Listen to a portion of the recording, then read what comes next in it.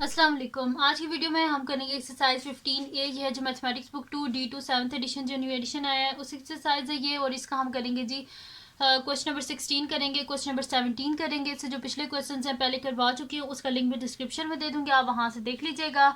और अगर अभी तक आपने मेरा चैनल सब्सक्राइब नहीं किया तो उसको सब्सक्राइब कर दीजिए और बेल आइकन को लाजमी प्रेस कर दीजिएगा ताकि आपको न्यू आने वाली वीडियोस के बारे में पता चल सके। और जो मेरा सेकंड चैनल है जिसके बीच में मेरी कुकिंग की, क्राफ्ट और रीडर्स की वीडियोस हैं, उसका लिंक भी डिस्क्रिप्शन में, उसको भी सब्सक्राइब कर दीजिएगा। तो स्टार्ट करते हैं। क्वेश्चन नंबर 16 है हमारे पास के the table shows the number of each type of the school personal at a school, यानी कि स्कूल का जो स्टाफ है उसके बारे में वो बता रहे हैं कि इस टेबल के बीच में है, जिसके बीच में हमारे पास क्या है 26 हैं बंदे हैं जो कि मैनेजमेंट में, 62 टीचर्स हैं, 8 जो है वो लेबॉर्ट्री का स्टाफ है, 9 जो है वो एडमिनिस्ट्रेटिव का स्टाफ है और 12 जो है वो मेंटेनेंस का स्टाफ है।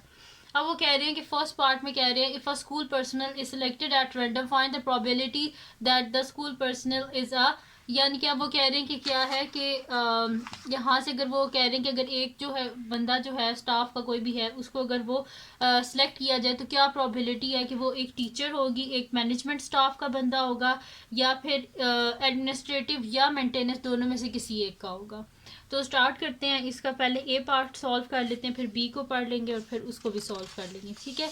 तो यहाँ पे सबसे पहले इसका जो हमारे पास है ए पार्ट है जिसमें लिखा हुआ है कि हमारे पास की क्या प्रोबेबिलिटी है कि वो टीचर होगी एक, ठीक है। तो सबसे पहले तो हम लिख लेते हैं total number of possible outcomes. तो मैं यहाँ पे लिख लेती हूँ, सबसे पहले तो हमें वो पता होनी चाहिए ना।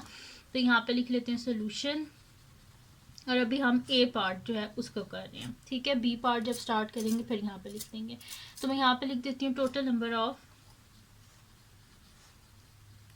Number of possible outcomes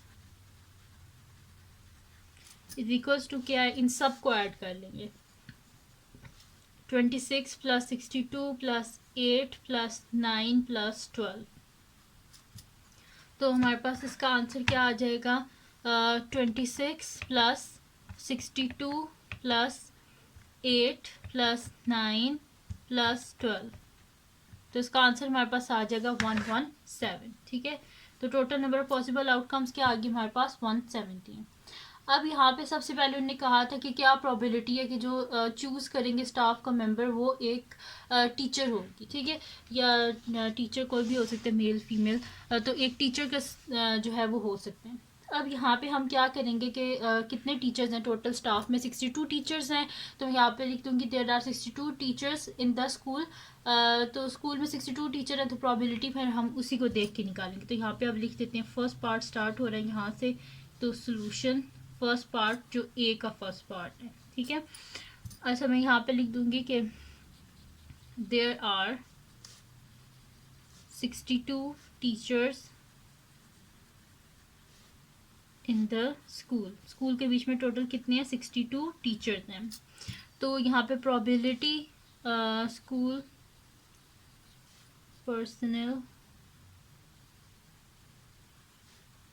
is a teacher is equals to total 62 teachers हैं divided by total number of possible outcomes क्या है 1117। तो ये आगे हमारे पास इसकी प्रोबेबिलिटी आगे फर्दर ना कि तो किसी एक टेबल के बीच में नहीं आते, ना 2 के टेबल में ना 13 के टेबल में। तो इस वजह से ये 62/117 ही रहेगा। उसके बाद आप देख लेते हैं इसका सेकंड पार्ट क्या है। इसमें लिखा हुआ है मैनेजमेंट स्टाफ। तो मैनेजमेंट में टोटल कितने हैं, तो यहाँ पे मैनेजमेंट में 26 हैं। तो मैं यहाँ पे लिख देती हूँ कि there are 26 management staff in the school. अब इसका सेकंड पार्ट है तो यहाँ पे लिख देते हैं सोल्यूशन ए का सेकंड पार्ट। तो यहाँ पे मैं लिख देती हूँ there are 26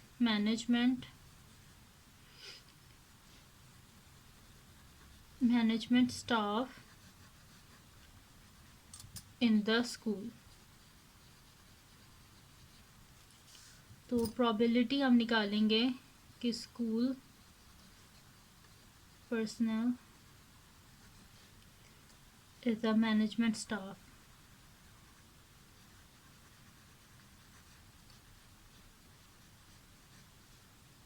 is equals to total कितने मैनेजमेंट में है, स्टाफ में कितने बंदे हैं 26 divided by total number of possible outcomes क्या है 117।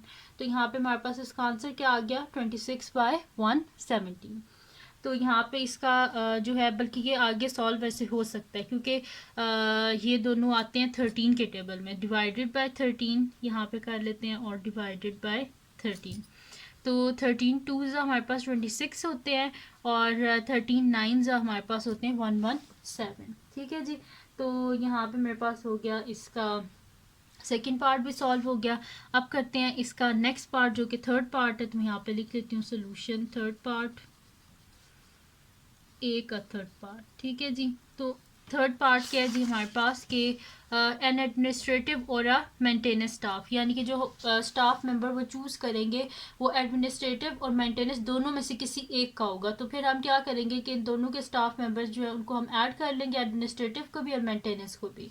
तो एडमिनिस्ट्रेटिव जो है इसके स्टाफ मेंबर्स कितने हैं 9 है, और मेंटेनेंस का जो स्टाफ है उसके कितने मेंबर्स हैं 12। तो 12 + 9 कर लेंगे, यानी कि हमारे पास क्या आ जाएगा 21। तो मैं यहाँ पे लिख दूंगी there are 9 + 12 is equals to 21 staff that are either an administrative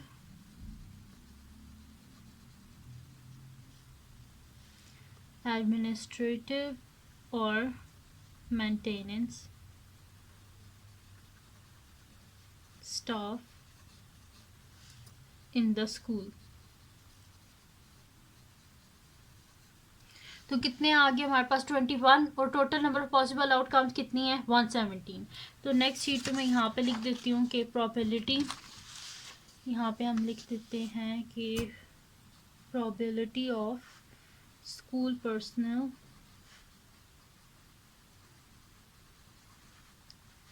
is a administrative or maintenance staff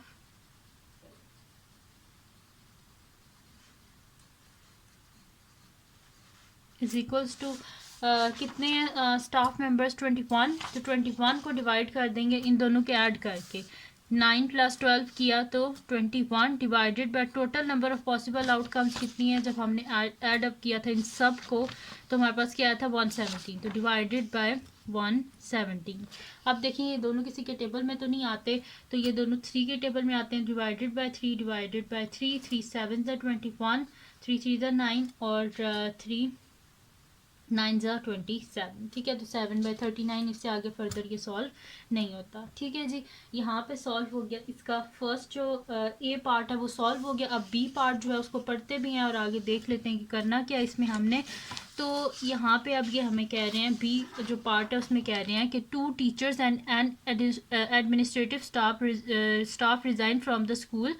A school personnel is selected at random from the remaining staff. Find the probability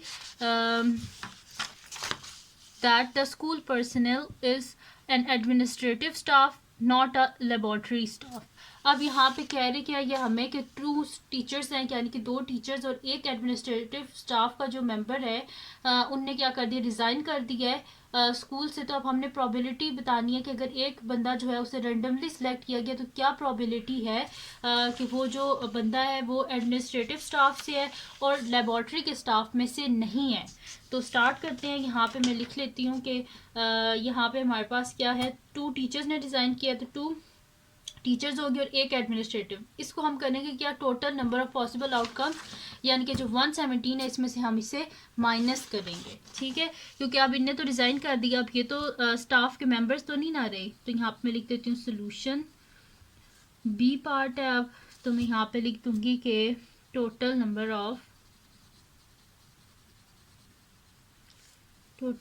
of possible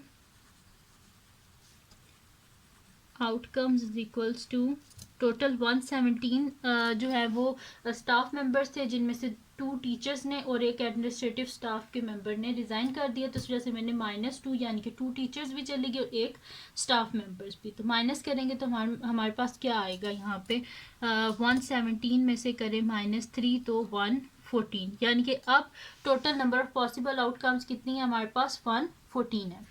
तो यहाँ पे अब जो है administrative staff का एक जो person है उसने रिज़ाइन कर दिया है, तो यानी कि हम क्या करेंगे, जो एडमिनिस्ट्रेटिव स्टाफ के टोटल मेंबर्स थे पहले 9 थे, उसमें से पहले 1 को माइनस करेंगे, फिर देखेंगे क्या प्रोबेबिलिटी आती है कि वो एडमिनिस्ट्रेटिव स्टाफ का बंदा होगा। तो मैं यहाँ पे लिख देती हूँ सोल्यूशन बी का फर्स्ट पार्ट, ठीक है। तो इसमें सबसे पहले मैं यहाँ पे लिखूँगी देयर आर 9 थे पहले, इसमें से एक ने रिजाइन कर दिया, तो 9 - 1 = 8 administrative staff in the school, ठीक है जी। तो यहाँ पे लिखूंगी probability of school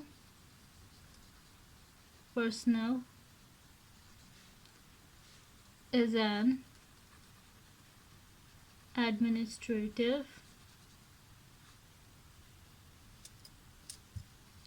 staff is equals to, total कितने अब स्टाफ में कितने मेंबर्स हैं, 8 हैं, divided by total number of possible outcomes, पीछे क्या रह गया है 114, क्योंकि बीच में से 3 जो स्टाफ मेंबर्स थे उन्हें रिज़ाइन कर दिया, तो 114 हो गया। और एडमिनिस्ट्रेटिव स्टाफ के भी एक जो मेंबर था उसने रिज़ाइन कर दिया था, तो 9 - 1 = 8। तो प्रोबेबिलिटी क्या आई है 8/114। आगे फर्दर सॉल्व हो सकता है, डिवाइडेड बाय 2 डिवाइडेड बाय 2, तो 2 4 ज़ा 8 और 2 5 ज़ा 10 और 2 7 ज़ा 14, ठीक है। तो 4/57 ये हमारे पास प्रोबेबिलिटी आई है कि जो स्टाफ मेंबर है वो एडमिनिस्ट्रेटिव स्टाफ का मेंबर होगा जिसको रैंडमली चूज़ किया है।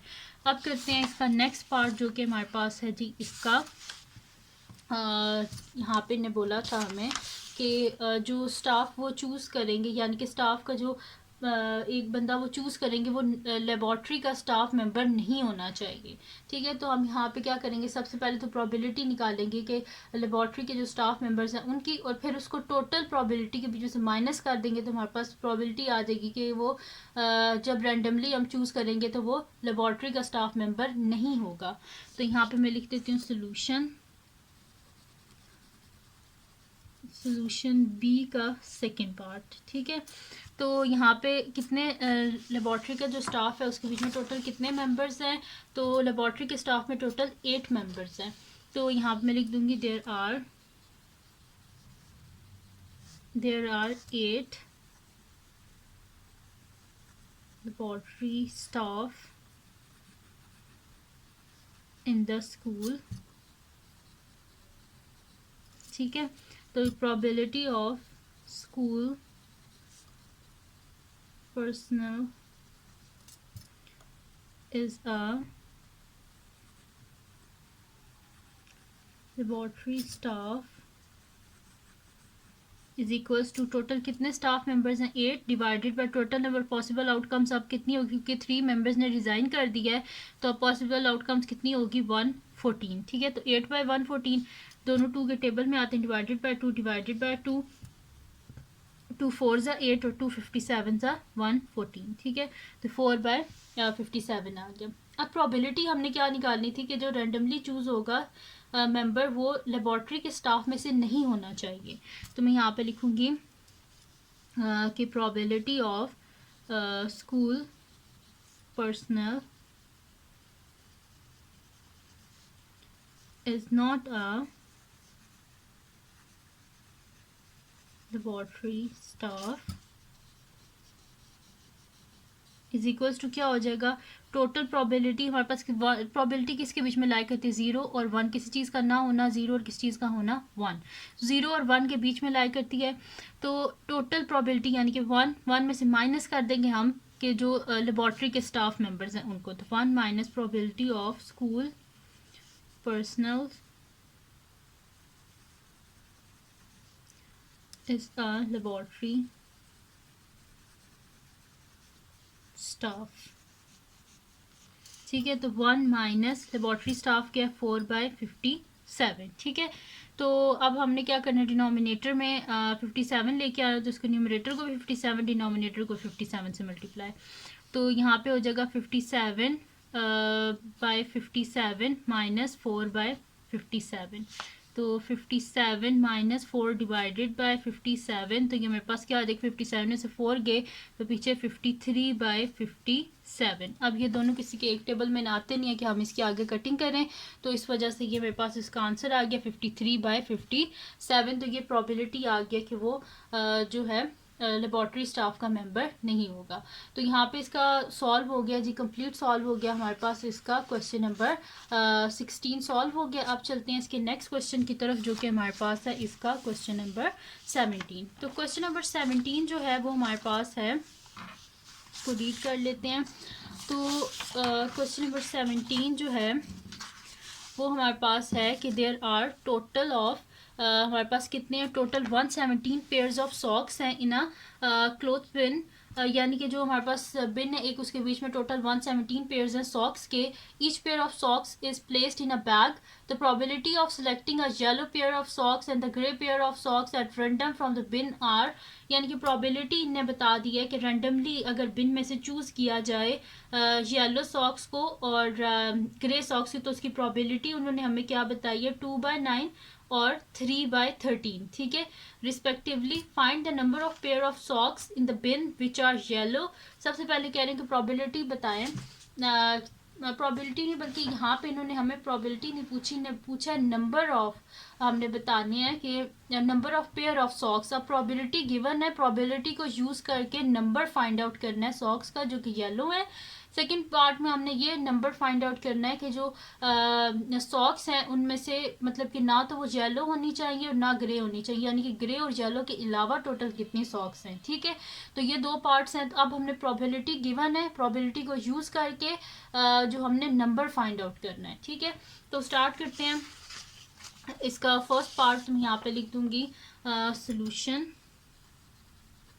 सबसे पहले तो total number of possible outcomes लिख लेते हैं। तो total number of possible, total कितने पेयर्स हैं, 117 है, तो total number of possible outcomes कितनी है, 117। मैं यहाँ पे लिख देती हूँ टोटल नंबर ऑफ पॉसिबल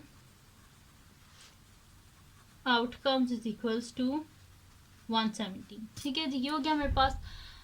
अब प्रोबेबिलिटी ऑफ येलो सॉक्स कितनी, सबसे पहले तो उन्हें बताया था ना कि हमने नंबर फाइंड आउट करना है येलो सॉक्स का। तो प्रोबेबिलिटी क्या है येलो सॉक्स की, 2/9। तो प्रोबेबिलिटी का यहाँ पे मैं लिख लेती हूँ कि सोल्यूशन फर्स्ट पार्ट है, तो मैं यहाँ पे लिख देती हूँ probability of pair of socks in yellow कितनी है हमारे पास, 2/9 गिवन है क्वेश्चन के बीच में प्रोबेबिलिटी। तो प्रोबेबिलिटी क्या होती है, number of pair of socks divided by total number of pair of socks, ठीक है। जो चीज़ होती है उसका number divided by total number से हम डिवाइड करते हैं, तो ये हमारे पास प्रोबेबिलिटी होती है। तो यही चीज़ मैं यहाँ पे लिख देती हूँ कि नंबर ऑफ, ये प्रोबेबिलिटी का मैं ये फार्मूला लिख रही हूँ, probability of yellow pair of socks divided by total number of pair of socks, total number of pairs of socks। तो ये मेरे पास क्या आ जाएगा, 2/9। अब अगर हमने नंबर फाइंड आउट करना है तो हमने टोटल कितने पॉसिबल आउटकम्स है, 117 का, यानी कि हमने 2/9 फाइंड आउट करना है। तो 117 का 2/9 फाइंड आउट करना है, तो इजी तरीका होता है इसको 2/9 को मल्टीप्लाई कर दें 117 से। तो मैं यहाँ पे लिख दूंगी number of yellow pairs of socks is equals to 2/9 को मल्टीप्लाई कर देंगे 117 से, ठीक है। अब हमारे पास क्या होता है, 9 जो है ना, 9 13 जो होता है हमारे पास होता है 117, क्योंकि 13 9 117 होता है। तो 9 1 9 13 तो यहाँ पे क्या हो जाएगा, 2 मल्टीप्लाई बाय 13, तो 2 1 2 2 3 6 26, यानी कि टोटल पेयर ऑफ सॉक्स कितने हैं, 117 में से 26 पेयर ऑफ सॉक्स जो हैं वो येलो के हैं। सेकंड क्या कह रहे हैं कि हमें फाइंड आउट करें कि जो पेयर जो रेंडमली मतलब कि अब यहाँ पे कह रहे हैं कि number of pair of socks in a bin which are neither yellow nor grey, यानी कि टोटल कितने ऐसे सॉक्स हैं जो कि ना येलो हैं और ना वो ग्रे हैं, तो वो हमने फाइंड आउट करना है। तो यहाँ पे सबसे पहले हम कर देंगे टोटल प्रोबेबिलिटी में से जो गिवन है क्वेश्चन में प्रोबेबिलिटी येलो की और ग्रे की, उसको माइनस कर देंगे। जो हमारे पास प्रोबेबिलिटी आएगी ना उसे मल्टीप्लाई कर देंगे हम जो हमारे पास नंबर गिवन है टोटल आउटकम्स का। तो प्रोबेबिलिटी क्या है, येलो सॉक्स की 2/9 और ग्रे की क्या है 3/13, तो इसको हम माइनस कर देते हैं टोटल प्रोबेबिलिटी में से। तो मैं यहाँ पे लिख देती हूँ सोल्यूशन। अब हम कर रहे हैं इसका सेकंड पार्ट। तो सोल्यूशन सेकंड पार्ट में यहाँ पे लिख दूँगी कि प्रोबेबिलिटी जो है यानी कि हमने प्रोबेबिलिटी फाइंड आउट करनी है ना कि पेयर ऑफ सॉक्स जो कि ना तो येलो है ना ग्रे है, जो वो प्रोबेबिलिटी हमारे पास आ जाएगी उसे हम 117 से मल्टीप्लाई कर देंगे, हमारे पास नंबर आ जाएगा कि कितनी सॉक्स हैं जो कि ना येलो और ना ग्रे हैं। तो मैं यहाँ पे लिख दूँगी probability of pair of socks, यानी कि सिर्फ प्रोबेबिलिटी अब हम निकाल रहे हैं कि जो कि ना येलो है ना ग्रे है। Probability of pair of socks is neither yellow और ग्रे, ठीक है, ना येलो है और ना ग्रे है। तो टोटल प्रोबेबिलिटी में से हम माइनस कर देते हैं प्रोबेबिलिटी ऑफ येलो सॉक्स और प्रोबेबिलिटी ऑफ ग्रे सॉक्स जो कि क्वेश्चन में हमारे पास गिवन है। तो 1 minus probability of pair of grey socks minus probability of pair of socks in grey, ठीक है।